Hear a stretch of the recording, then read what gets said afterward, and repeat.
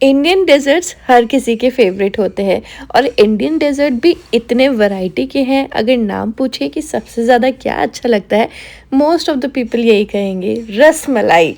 तो बस रस मलाई की रेसिपी आज सभी के साथ में शेयर करने वाली हूँ। एक्चुअली ये जो रस मलाई है ये मैंने स्पेशली तब बनाई थी जब आशीष के सीनियर हमारे घर डिनर करने आने वाले थे। तो होममेड से बेटर और क्या ही हो सकता है। यहाँ पर हमें रसमलाई बनाने के लिए फुल क्रीम मिल्क चाहिए, तो आप फुल क्रीम मिल्क का ही इस्तेमाल कीजिएगा। और 2 लीटर चाहिए, 1 लीटर एक पतीले में, दूसरा लीटर दूसरे पतीले में, ठीक है। तो 1 लीटर से हम रसमलाई का जो वो मस्त रबड़ी टाइप का जो दूध होता है वो बनाएंगे और दूसरे से हम छेना फाड़ेंगे। तो सबसे पहले दोनों ही मैंने उबलने के लिए रख दिए हैं। छेना फाड़ने के लिए हमें चाहिए होगा विनेगर। अगर आपके पास विनेगर नहीं है तो आप नींबू के रस का भी इस्तेमाल कर सकते हैं। नींबू के रस को छान कर फिर डालिएगा, नींबू के रेशे उसमें नहीं होने चाहिए।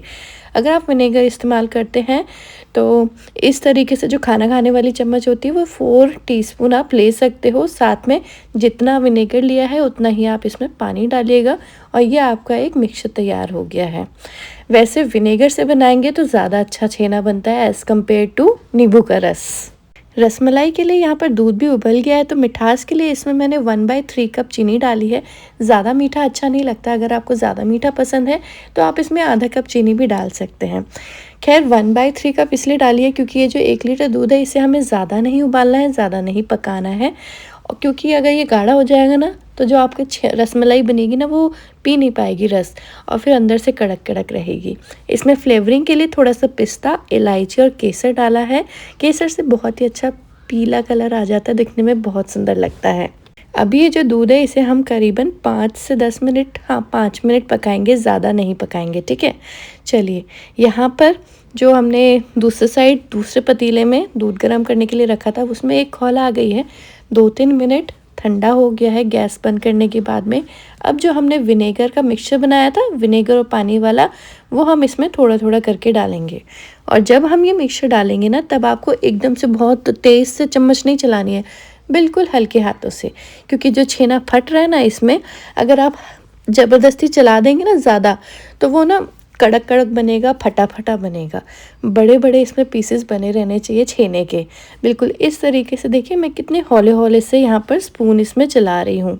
ज़रूरी नहीं है कि विनेगर का मिक्सचर आपने जितना बनाया है सारा ही लग जाए, हो सकता है कम लगे। बस आपको तब तक डालना है जब तक इसमें आपको हरा हरा पानी नहीं दिखने लगता। देखिए यहाँ पर मैंने सारा ही डाल दिया है और इस स्टेज में जाकर अब जो पानी है और जो छेना है वो बिल्कुल अलग अलग हो गया है। अब इसमें सफ़ेद दूध तो नहीं दिख रहा है, सिर्फ हरा पानी दिख रहा है और सफ़ेद छेना दिख रहा है। बस इसी स्टेज तक हमें इसे फाड़ना है और ज़्यादा देर भी अब हम नहीं ऐसे वेट करेंगे। जैसे ही ये वाली स्टेज आए वैसे ही इसमें आप 1 लीटर ठंडा पानी डाल दीजिए। ठंडा पानी डालने से जो हीट है वो कम हो जाएगी और ऐसे में छेने की जो ओवर कुकिंग है वो रुक जाएगी और फिर छेना आपका सॉफ्ट रहेगा। अब छेने को हमें छान लेना है, तो एक आप मसलिन का कपड़ा ले सकते हैं, छन्नी रखिए, उसके ऊपर कपड़ा रखिए और फिर इसमें हम डाल देंगे वो पूरा ही छेना जो कि हमने अभी फाड़ कर तैयार किया है। जो पानी है वो आप हटा सकते हैं या फिर पेड़ों में भी डाल सकते हैं, और हमें तो रसमलाई के लिए सिर्फ छेना ही चाहिए। एक आध बारी इसे अच्छी तरीके से ठंडे पानी से धुल लेंगे, विनेगर की जो भी खटास होगी वो चली जाएगी और ये हमारा छेना बिल्कुल ठंडा भी हो जाएगा। फिर अब इसमें तो अभी बहुत सारा पानी है, वो हमें ड्रेन आउट करने की ज़रूरत है, अदरवाइज़ आपके रसमलाई बिल्कुल अच्छी नहीं बनेगी। तो ऐसे में अच्छी तरीके से स्क्वीज़ आउट कीजिए। आपको लगे कि हाँ यार अभी तो पानी गिर रहा है, मतलब इसे स्क्वीज़ आउट कर लीजिए। फिर लेकिन ज़्यादा भी स्क्वीज़ आउट करेंगे तो भाई इतनी मेहनत क्यों लगानी है। तो इसे छन्नी के ऊपर रखिए, आपके पास कुछ वज़नदार चीज़ हो वो इसके ऊपर रख दीजिए, ताकि जितना एक्सेस पानी होगा वो अपने आप ड्रेन आउट हो जाएगा प्रेशर की हेल्प से। 10 मिनट ऐसे हम रखेंगे और जब तक हमने हमारा छेना तैयार किया है इतनी देर में हमारा ये जो रसमलाई का जो टेस्टी वाला दूध है ना वो भी बनकर तैयार हो गया है। देखिए मैंने ज़्यादा नहीं इसे रबड़ी जैसा नहीं किया, ज़्यादा गाढ़ा नहीं किया है, कंसिस्टेंसी बिल्कुल वैसी ही होनी चाहिए दूध जैसी। देखिए हमने फुल क्रीम मिल्क वैसे भी लिया था और इसमें हमने कोई पानी नहीं डाला था, तो ज़्यादा देर पकाने की ज़रूरत नहीं है। खुशबू भी बहुत अच्छी आ रही है। आप चाहे तो इलायची डालिए, अगर आपको पसंद नहीं है तो स्किप कर सकते हैं, लेकिन रसमलाई बिना इलायची के थोड़ी अधूरी लगेगी, तो ज़रूर डालिए। अगर केसर नहीं है तो केसर स्किप कर सकते हैं, उसके बदले हल्का सा येलो फूड कलर भी आप इसमें ऐड कर सकते हैं। चलिए ये तो रेडी है, इसको रख देते हैं अब साइड में। अब हमने छेने के ऊपर जो वज़न डाल के रखा था ना, 10 मिनट हो गए हैं। वज़न को हटाते हैं और देखते हैं हमारा छेना कैसा है। और अभी ना कपड़ा काफ़ी ज़्यादा पानी पी चुका होता है, तो सबसे पहले तो मैं वो हटा रही हूँ। और इसके बाद हम ले लीजिए एक परात, थोड़ी बड़ी सी लीजिएगा, और इसमें जो हमने छेना बनाया है वो हम निकाल लेंगे। देखिए जो हमारा छेना बना है ना वो कैसा है, अगर इसे हम फिंगर से टैप कर रहे हैं ना, फिंगर में ऐसे ज़्यादा पानी नहीं आ रहा है, बिल्कुल इस तरीके से। और देखिए तोड़ेंगे तो कैसी आवाज़ आएगी। बिल्कुल इस स्टेज तक हमें छेने का पानी निकालना है। अब हथेली में ये वाले हिस्से से हम हमारे छेने को मसल लेंगे। बिल्कुल स्मूथ आटे जैसा हो जाना चाहिए हमारा छेना, उसमें दानेदार आपको टेक्सचर नहीं आना चाहिए, स्मूथ आपको ये टेक्सचर लगना चाहिए। और मसलते टाइम आपको एक और चीज़ का ध्यान रखना है कि ज़्यादा गर्म ना हो, अदरवाइज़ जो छेना है वो घी छोड़ देगा, फिर आपके कड़क कड़क छेने बनेंगे, ऐठे ऐठे बनेंगे, मतलब चबाएंगे तो रबड़ जैसा लगेगा। तो घी बिल्कुल भी नहीं छूटना चाहिए। और अगर आपको बिल्कुल भी लग रहा है ना कि हाँ यार हाथ में ना ऐसा लग रहा है चिकनाहट आ रही है, उसी टाइम पे ना थोड़ा स्टॉप हो जाइए, इसे थोड़ा ठंडा कर लीजिए, फिर आप इसे मसलिएगा। देखिए मैंने इसे करीबन 5 से 6 मिनट के लिए मसला है और अब मुझे लग रहा है बिल्कुल परफेक्ट है। इसे इकट्ठा करूँगी ना तो इकट्ठा हो रहा है, ये भी एक निशानी है कि आपका जो छेना है बिल्कुल परफेक्ट है। अब इसमें थोड़ा सा हम बाइंडिंग एजेंट डालेंगे, वो है मैदा। तो यहाँ पर 1 चम्मच मैंने मैदा डाला है, और मैदा डालने के बाद इसे हम वापस से मिक्स करेंगे। ज़्यादा मसलना नहीं है, हमें मैदा का ना ग्लूटेन नहीं डेवलप कराना है, बस बाइंडिंग के लिए यहाँ पर हम मैदे का इस्तेमाल कर रहे हैं। तो सिर्फ इकट्ठा कर लेना है, पूरे ही छेने में मैदे को मिक्स कर लेना है। चलिए ये हमारा जो छेना है वो बिल्कुल तैयार है रसमलाई बनाने के लिए। अब रसमलाई बनाने से पहले मुझे एक चाशनी बनानी है जिसमें हम रसमलाई को पकाएंगे। इसके लिए आप एक थोड़ा ना बड़ा बर्तन लीजिएगा, क्योंकि जब इसमें हम रसमलाई को पकाएंगे ना तो काफ़ी ज़्यादा उफान आता है। उस उफान से ना किचन गंदी होने के भी चांसेस रहते हैं, बहुत मेस्ड अप हो जाता है, इसलिए थोड़ा बड़ा बर्तन लीजिएगा। और इसमें हम चीनी डालेंगे। मैं यहाँ पर 1 कप चीनी डाल रही हूँ। मैं चीनी में लौंग डाल के रखती हूँ जिससे चींटियाँ नहीं होती, इसलिए वही लौंग थी वो तो मैंने हटा दी है। 1 कप चीनी में यहाँ पर हम 5 कप पानी डालेंगे। रसमलाई को हम जिस चाशनी में पकाते हैं ना वो ज़्यादा गाढ़ी नहीं होती है, ज़्यादा मीठी नहीं होती है, तो 1:5 का हम यहाँ पर रेशो रखेंगे। और अब यहाँ पर चीनी को हमें घुलने देना है, और जब ये प्रोसेस होगी तो आपको यहाँ पर ना बबल्स आते हुए दिख जाएंगे। और इस प्रोसेस के दौरान ना इसमें हम ढक्कन ढक कर रखेंगे, ठीक है।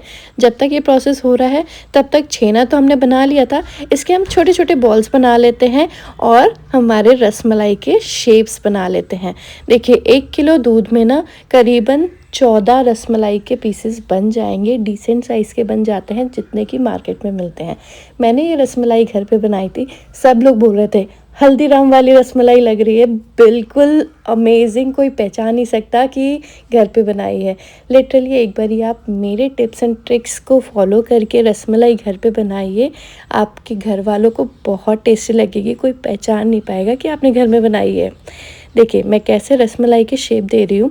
पहले तो मैंने जो हमारा पूरा मिक्सचर था उसको आधा किया, उसके 7 भाग किए, एक भाग को लिया, हथेली में अच्छी तरीके से प्रेस करते हुए उसे हमने गोलाकार दिया, फिर हल्का सा प्रेस कर दिया। देखिए अभी आपको लगेगा ये तो बहुत छोटे हैं, लेकिन ये ना अभी जो चाशनी है उसमें जब हम इसे उबालेंगे ना तो ये जस्ट डबल साइज़ हो जाता है, तो काफ़ी ज़्यादा बड़ा साइज़ अपने आप हो जाएगा। बिल्कुल सेम प्रोसेस में हम सारे ही रसमलाई को शेप दे देंगे। सारी रसमलाई तैयार हैं। इतनी देर में जो हमने चाशनी बनने के लिए रखी थी वो भी बिल्कुल उफान पर है। अब इसी उफान पे आई हुई चाशनी में हम ये सारी ही रसमलाई को डाल देंगे। अभी बताओ इसे मैं रसमलाई कहूँ कि छेने कहूँ, मेरे को तो समझ नहीं आ रहा है, ये डाउट आप क्लियर करो। सारे पीसेस मैंने इसमें डाल दिए हैं। 2 मिनट के लिए इसे हम खुला ही इसी तरीके से पकाएंगे और इस 2 मिनट में ही आप देखोगे जो रसमलाई का पीस है ना, वो अपने में थोड़ा सा बड़ा हो गया है, फूल गई है, ठीक है। और 2 मिनट बाद फिर इसे हम ढक देंगे। गैस की फ्लेम जो है ना वो हम हाई रखेंगे और ढक कर ही हाई फ्लेम पर करीबन 10 मिनट के लिए इसे हमें और पका लेना है। और इस प्रोसेस के दौरान तो मेरे फिंगर बिल्कुल क्रॉस है कि भगवान अच्छी बननी चाहिए, बिगड़नी नहीं चाहिए। देखिए यहाँ पर नॉर्मल रूम टेम्परेचर पे आ गया है हमारा ये दूध। इसको भी हम रख देते हैं साइड में। और ये देखिए कैसे अंदर उफान आ रहा है। ये जो उफान आ रहा है, बबल्स बन रहे हैं ना, ये बनने चाहिए। अगर नहीं बनेंगे ना तो आपकी रसमलाई अच्छी नहीं बनेगी। इसलिए ज़रूरी है कि इसे आप ढककर पकाएं।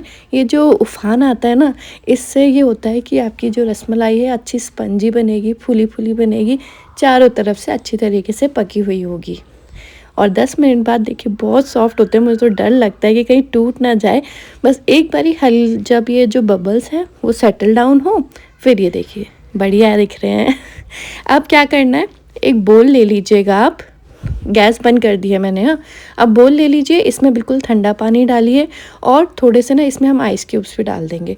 बिल्कुल चिल्ड वाटर होना चाहिए। और इस चिल्ड वाटर में हम जो हमने रसमलाई बनाई है उसे डायरेक्ट गर्म उससे निकाल के बिल्कुल चिल्ड वाटर में डाल देंगे। इसे हम शॉक दे देंगे और जब ये शॉक इस रसमलाई को लगेगा ना तो इसकी ओवर कुकिंग वहीं स्टॉप हो जाएगी और ये सॉफ्ट बने रहेंगे, स्पंजी बनी रहेगा। इसका जो जाला अंदर बना होगा ना स्पंज वाला, वो ज्यों का तो रहेगा, ठीक है। शॉक से वो वहीं पर स्टॉप हो गया, ठीक है। इसलिए ये जो कोल्ड शॉक है वो देना बहुत ज़रूरी है रसमलाई में। और इस तरीके से ठंडे पानी में करीबन 10 मिनट के लिए इसे हमें डले रहने देना है। और 10 मिनट बाद फिर आप देखेंगे ये जो आपकी रसमलाई है ये वो टेस्टी वाले दूध में डुबकी लगाने के लिए बिल्कुल तैयार है। बस रसमलाई निकालिए, हथेली के बीच में रख के उसे प्रेस कीजिए, जितना भी पानी है उसे स्क्वीज़ आउट कर लीजिए और फिर इसे दूध में डाल दीजिए। जो पानी है जब आप उसे निकालेंगे तभी तो दूध में जाकर वो दूध पिएगी। अगर आप ऐसे ही डाल देंगे ना तो वो दूध नहीं पी पाएगी, फिर आपको रसमलाई बहुत पनीली लगेगी और खाने में ना बेस्वाद लगेगी। तो इस तरीके से प्रेस करते हुए पानी आपको निकाल लेना है और दूध में जाते ही आप देखेंगे कि ये फूल गई है। जब आप रसमलाई को दबाएंगे ना तो हौले हौले से दबाइएगा, ये नहीं कि बस मुट्ठी दबाई और उसे दबा दिया ताकि वो टूट ही जाए। अरे भाई, वो नाजुक सी जान है, आराम से दबाइए और फिर डालिए इसे दूध में। देखिए कैसे फूल जाएगी।